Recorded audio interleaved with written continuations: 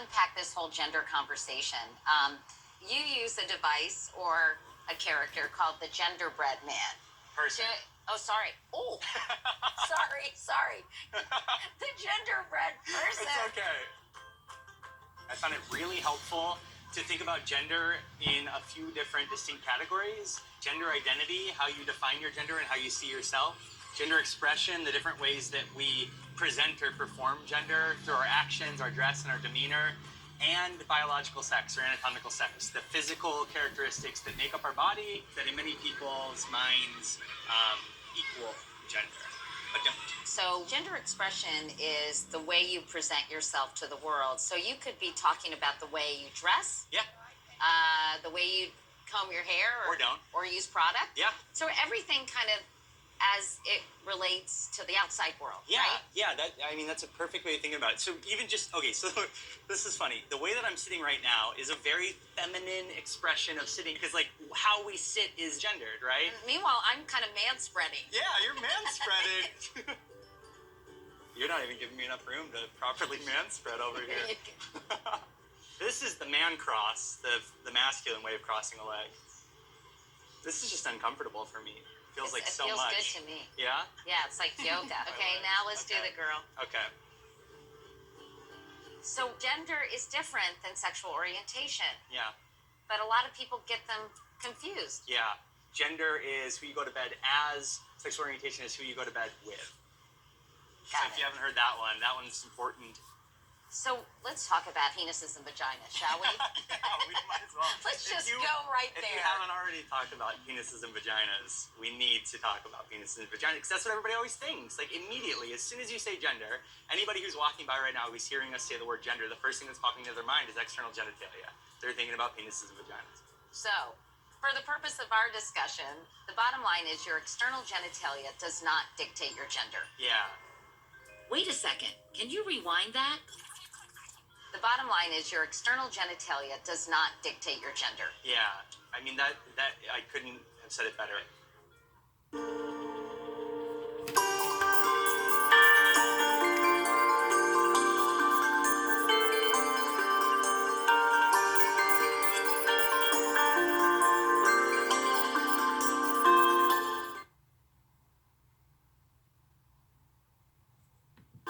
My boys are growing up in a world where I don't think they've ever questioned whether or not a woman could be a doctor or whether or not a man could be a dancer.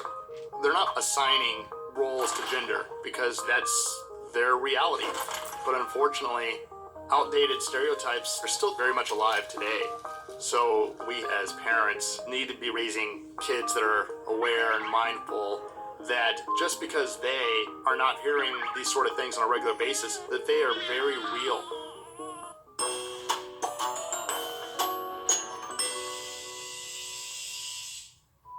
One day when my boys were younger, we went to a popular fast food restaurant, and the person working the drive-thru asks me, "Is that for a boy or is it for a girl?"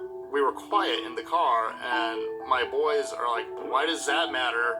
So we get to the window and they give us these kid meals, and it turns out the reason that they were asking is because there are two very specific toy options, one of which is for boys, one of which is for girls. And my boys did not want that toy that was for the boy. We had to park the car and go inside to make them give me the toy for a girl. These conversations are important because what they see from me and from their mother and from society, that is going to shape their view of gender roles. In our home, I take on a lot of responsibilities that previous generations would have scoffed at. The idea of a man doing laundry and dropping off the kids at practice and going on field trips and changing diapers. And conversely, my wife, she'll fix the dryer. She'll put in a ceiling fan. Frankly, she's better at that than I am, so why wouldn't she do that? For our boys to grow up seeing that in action and know that it's not staged, that it's our reality, that's going to open them up to so many other possibilities. I'm not saying, oh, you can't ever talk to your girls about bunnies if they love bunnies. You can only talk to them about science. Meet them where they are, and same with boys. By no means do I want to imply that it's wrong for kids to embrace things that they enjoy just because it falls on one side or the other. Just that it shouldn't be mandated by us.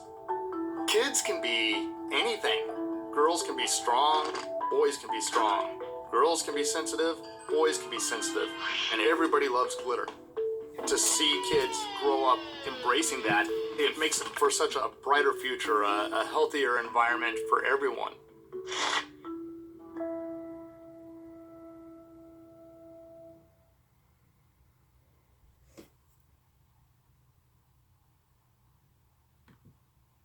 Dear gentlemen, science has a confession. Your life actually began as a female. Well, phenotypically or physically speaking, that is, though some prefer to call this stage gender neutral. As you might know, when two people mate, they each combine half of their genetic information together, 23 chromosomes each. One pair of these chromosomes helps to determine your sex. If you're female, you contain 2 X chromosomes, one from your mother and one from your father, while males have 1 X and 1 Y chromosome. At the moment of conception, you were of course male or female based on your genes, but the Y chromosome doesn't kick in right away. In fact, the first 5 to 6 weeks of embryonic development are attributed to the X chromosome alone, and females grow from embryo to fully developed through the influence of only the X chromosome. So what does the Y chromosome do? Once activated, one of the genes on the Y chromosome, known as the SRY gene, has 2 functions: to inhibit certain features of the X chromosome and to impose through dominance the physiological traits that a male must have. The ovaries descend and become the testes, and the labia fuses to create the scrotum. If you're a male, take a look. Though it's more pronounced in some men than others, you'll likely notice a line or ridge of tissue on the scrotum, which is called the scrotal raphe. The skin of the scrotum and penis are zipped up like a zipper as the layers of cells develop in the embryo. And the male variant of the clitoris? Yep, that's the penis. If the Y chromosome does not become activated for some reason, then the female phenotype or physical appearance will persist in a male. While we're at it, this is also part of the reason males have nipples. The nipples form before the activation of the Y chromosome and SRY gene, and thus remain through development and life. But you don't develop breasts. Sorry. Got a burning question you want answered? Ask it in the comments or on Facebook and Twitter, and subscribe for more weekly science videos.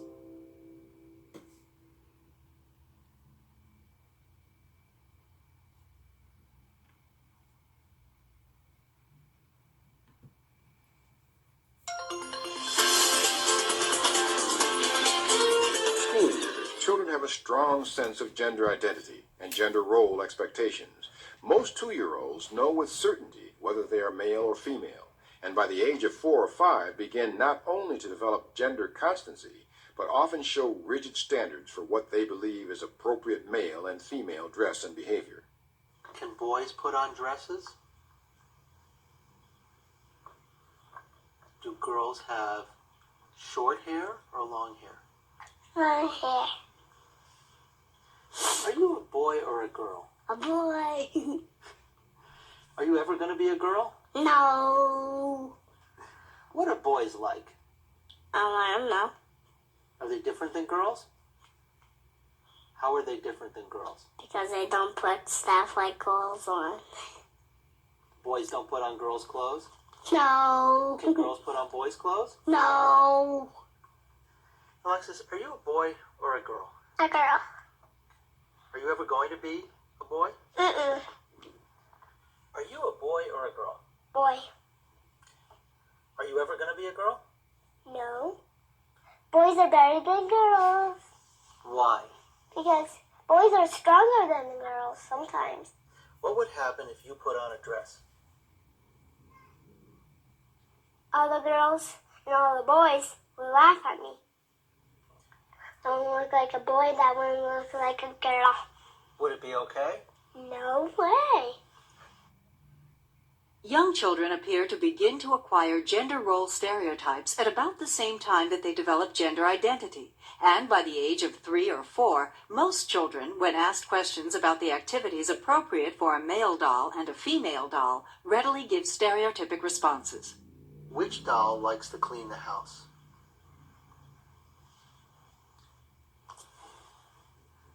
This one. Who takes care of the babies?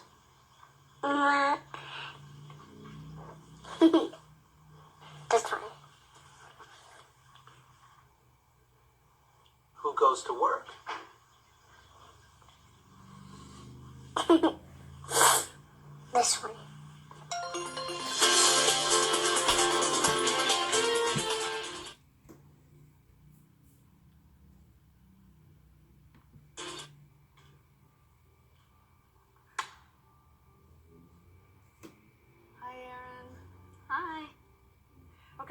I'm gonna just give you some actions to do, and just do the first thing that comes to mind.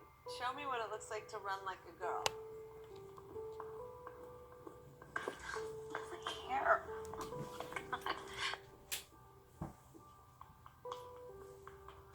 Show me what it looks like to fight like a girl. Now throw like a girl. Aww.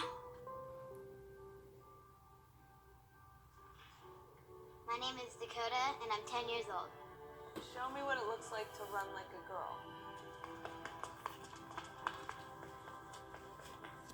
Throw like a girl.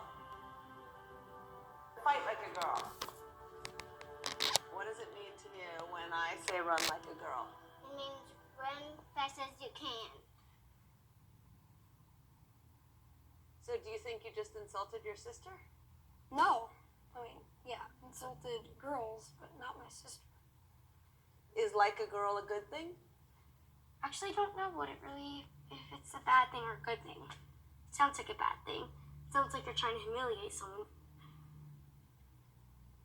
So when they're in that vulnerable time between 10 and 12, how do you think it affects them when somebody uses like a girl as an insult? I think it definitely drops their self-confidence and really puts them down, because during that time, they're already trying to figure themselves out. And when somebody says you hit like a girl, it's like, well, what does that mean? Because they think they're a strong person.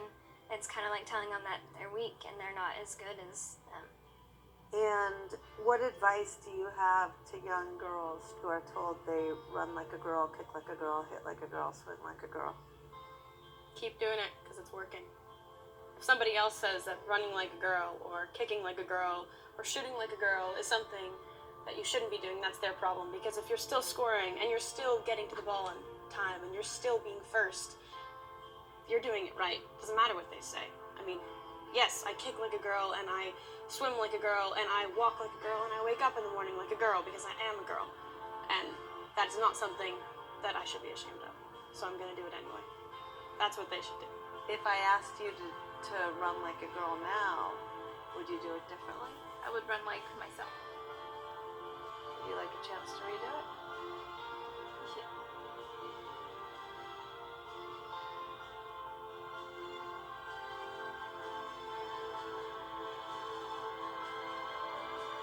Why can't run like a girl also mean win the race?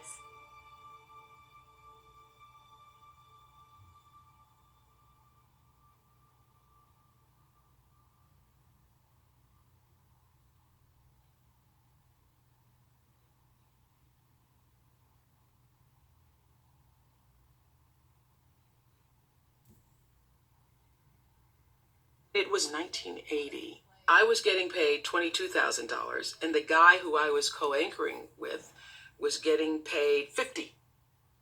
So I went into my boss and I said, he's getting paid a lot more money than I'm getting paid. And you know what my boss said?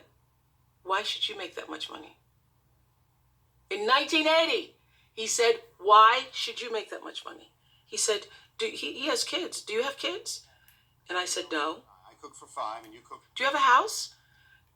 And I said, no. And he said, so tell me why you need the same amount of money. And I said, well, because we're doing the same job. He says, I don't think so. And so I thought, I'll show you. We became a syndicated show in 1986. So I went into the bosses and I said, my team, they need to make more money. And the boss at the time said, why? They're all girls. That moment in the office, that was a deciding factor for me. I came back and said, look, I want to own my own show, and I want to take the risk of owning my own show so that I will be the one to say who gets what paycheck.